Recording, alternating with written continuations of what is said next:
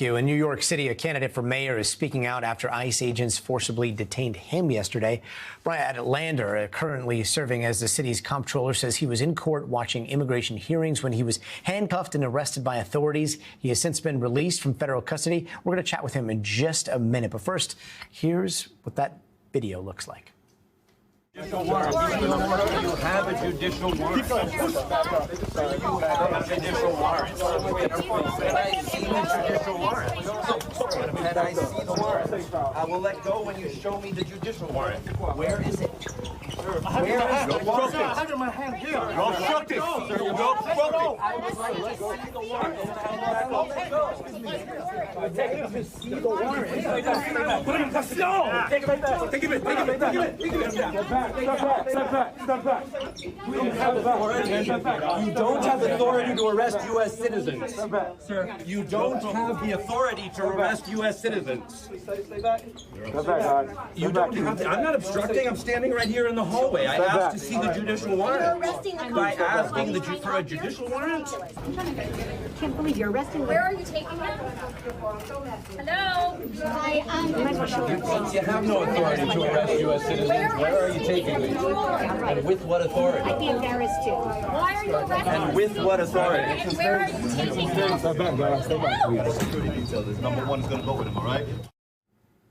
Let's bring in Brad Lander, New York City Comptroller and mayoral candidate. Brad, thanks so much for being with us. So DHS has sent out this statement saying that this happened because the quote, you assaulted an officer. Can you walk us through what happened? We saw that video. We hear you asking for a judicial warrant, but what are we not seeing there? I mean, you saw the whole video there. That is everything that happened. I did not assault anyone. I didn't lay hands on anyone. I simply, what you had a hard time seeing was I was trying to escort out a man named Edgardo, who had just been stripped of his status and was being, taken for expedited removal. And I asked to see the judicial warrant, and they said they had it but refused to show it, wouldn't really give their badge numbers, ripped him away, and then even after they had ripped us apart, then arrested me, just like they arrested Senator Padilla and Mayor Ras Baraka, and today I understand a journalist in Atlanta just for covering a protest. And I have to ask about the optics of this because, I've looked at those pictures, looked at that video several times today. And when we think of an arrest that's made, usually you think of officers with badges that look like police or law enforcement. In this particular case, it's like a bunch of backwards hats, a bunch of T-shirts, some people wearing, surgical masks, and then maybe there's one or two officers with maybe a jacket behind.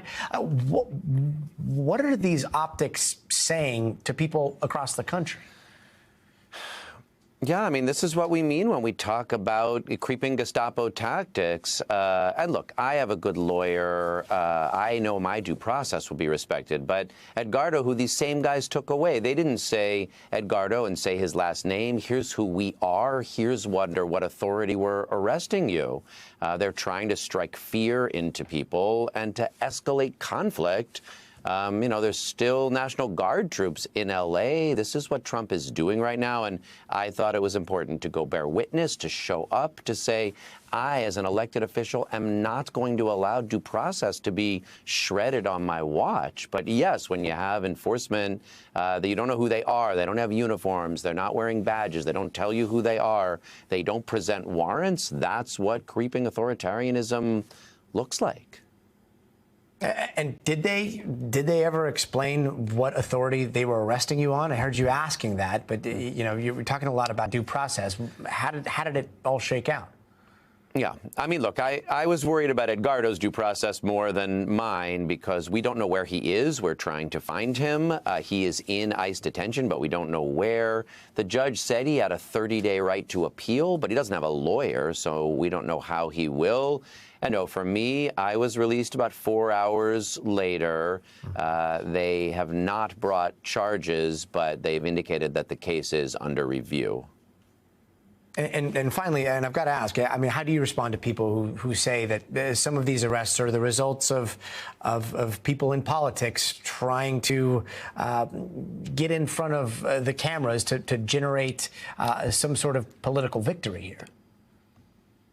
I mean, look, this is the third week in a row that I've gone down, and I've walked 7 people out, and 5 of them, thankfully, I was able to bring into the elevator, take downstairs, and help get out of the building. You just did that piece on family separation. One was a couple with 2 kids in our public schools, and nothing has made me happier since Donald Trump was elected than helping that couple get out of the building. All I wanted to do yesterday was try to escort people safely so they could get back to their families and their communities. I did not want this. I didn't want it for me. I sure didn't want it for Edgardo.